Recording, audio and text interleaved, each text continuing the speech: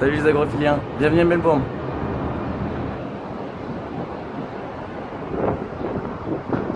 Bonjour, je m'appelle Antoine, j'ai 22 ans et je suis étudiant en ingénierie aéronautique à l'université de RMIT à Melbourne. La première chose que j'ai remarqué quand je suis arrivé en Australie, c'est l'attitude des gens. Les gens sont beaucoup plus relax, beaucoup plus laid back, comme les gens disent ici. Il y a aussi une mixité des cultures qui est beaucoup plus importante, avec une immigration qui vient de 200 pays différents. Il y a aussi une statistique qui dit qu'un Australien sur deux a un parent qui est né à l'étranger. Au niveau des études, le système ressemble beaucoup plus au système éducatif américain, c'est-à-dire ce sont les étudiants qui choisissent leurs propres cours. Il y a un nombre d'heures par semaine qui est beaucoup plus réduit, donc environ 20 à 25 heures par semaine, ce qui laisse beaucoup de temps à s'occuper d'autres choses, mais il y a beaucoup de travail en autonomie.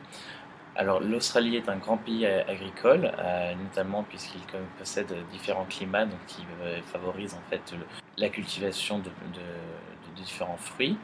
Les fruits les plus cultivés en Australie sont le raisin, le citron, les pommes, les bananes, les poires, les pêches et l'ananas.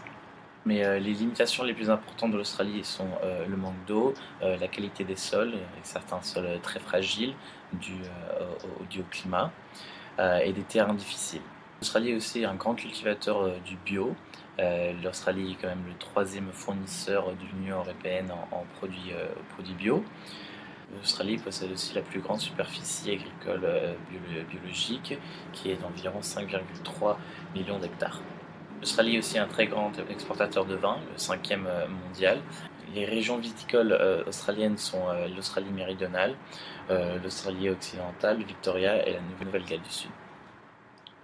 Et donc les principaux cépages de vin sont le Riesling, le Cabernet Sauvignon, le Chardonnay et le Merlot. Alors si demain je devais choisir entre l'Australie et la France, je pense que je choisirais l'Australie, notamment pour la culture australienne. Et je me suis habitué au mode de vie australien, à cette atmosphère très relax où tout va bien et tout est de bonne entente. Donc voilà, merci de m'avoir écouté et puis à très vite sur agrophilia.com.